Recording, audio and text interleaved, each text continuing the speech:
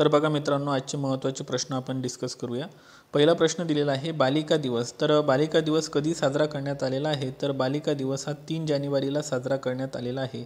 सावित्रीबाई फुले यांची जयंती ही बालिका दिवस म्हणून साजरी केली जाते। सावित्रीबाई फुले यांचा जन्म 3 जानेवारी 1831 रोजी झालेला होता, तर मृत्यू हा 10 मार्च 1897 रोजी झालेला होता। मुलींची पहिली शाळा ही भिड्यांच्या वाड्यामध्ये पुणे या ठिकाणी 1848ला सुरू करण्यात आलेली होती। त्याचप्रमाणे त्यांचे बालहत्या प्रतिबंधक गृह याच्या स्थापनेमध्ये सुद्धा मोठ्या प्रमाणात योगदान होते। 1863ला बालहत्या प्रतिबंधक गृहाची स्थापना करण्यात आलेली होती।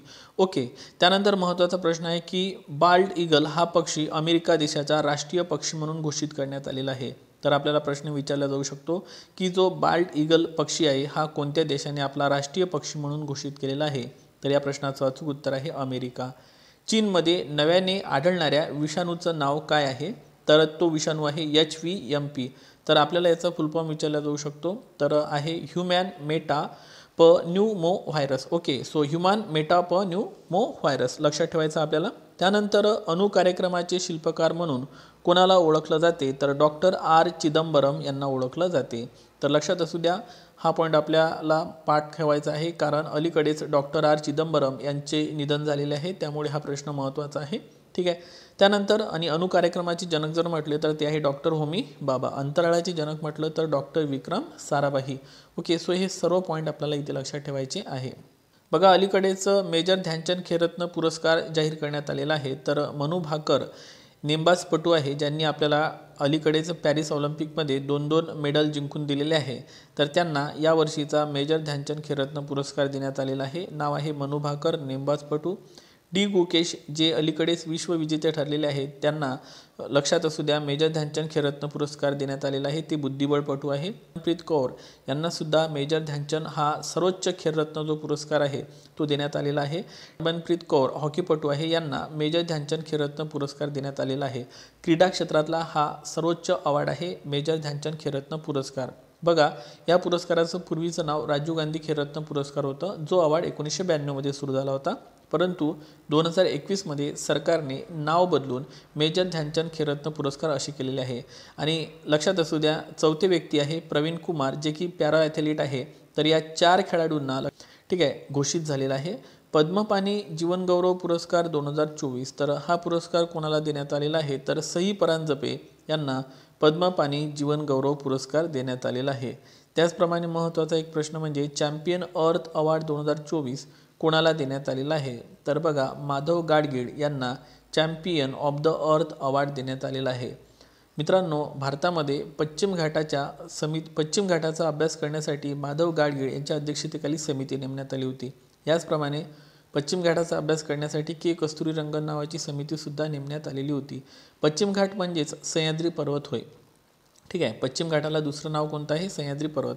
आणि सह्याद्री पर्वत आपल्या महाराष्ट्राच्या पश्चिमेला आहे, हा पॉईंट लक्षात ठेवायचा आपल्याला। आणि महाराष्ट्रातील सह्याद्री पर्वतातील सर्वोच्च शिखर जे आहे ते कळसुबाई शिखर आहे। कळसुबाई शिखराची उंची हे 1646 मीटर आहे। परंतु तुम्हाला जर विचारलं की संपूर्ण भारतातील किंवा पश्चिम घाटातील, ओके, पश्चिम घाटातील म्हणजे सह्याद्री पर्वतातील सर्वात उंच शिखर कोणतं आहे? तर ते अण्णामुळाई शिखर आहे। तर अण्णामुळाई शिखराची उंची किती आहे ते नक्की मला सांगा। त्यानंतर पुढचा प्रश्न आहे बघा, खो खो विश्वचषक 2025 ही जी स्पर्धा आहे, पहिल्यांदाच हा विश्वचषक होत आहे आणि तो म्हणजे आपल्या भारतामध्ये होत आहे, नवी दिल्ली या ठिकाणी। तर यावरती आपल्याला प्रश्न विचारला जाऊ शकतो की खो खो विश्वचषक 2025 कुठे पार पडत आहे? भारत।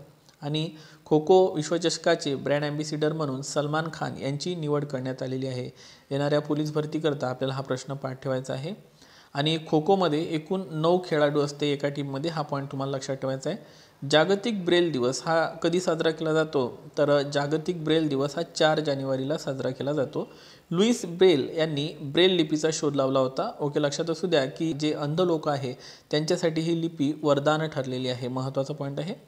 चर्चेतील ब्रिंग इट ऑन या पुस्तकाच्या लेखिका कोण आहे? तर ते आहे दीपा मलिक। ओके, हे पुस्तक आपल्याला मोस्ट एमपी करायचं आहे। ओके, त्यानंतर व्हाय भारत मॅटर्स नावाचं एक पुस्तक आलं होतं, ते आपले एस जयशंकर जे परराष्ट्र मंत्री होते त्यांनी लिहिलेलं ते पुस्तक होतं। सूर्यकिरण युद्ध सराव 2024 भारत आणि नेपाळ दरम्यान पार पडलेला आहे। हँड इन हँड म्हटलं तर भारत आणि चीन, इंद्रयुद्ध सराव म्हटलं तर भारत आणि रशिया, ठीक आहे, एक्विबेरीज म्हटलं तर भारत आणि मालदीव, तर या पद्धतीने आपल्याला युद्ध सराव लक्षात ठेवायचे आहे. होलसेल प्राइस इंडेक्स म्हणजेच WPIचे आधारभूत वर्ष सुधारण्यासाठी नेमलेल्या समितीचे अध्यक्ष कोण आहे, तर ते रमेश चंद आहे. ओके, आपल्याला एक कंझ्युमर प्राइस इंडेक्स असतो आणि एक होलसेल प्राइस इंडेक्स असतो. ओके, सो या संबंधित लक्षात घ्या, महत्त्वाचा पॉईंट आहे करंट अफेअरमधला.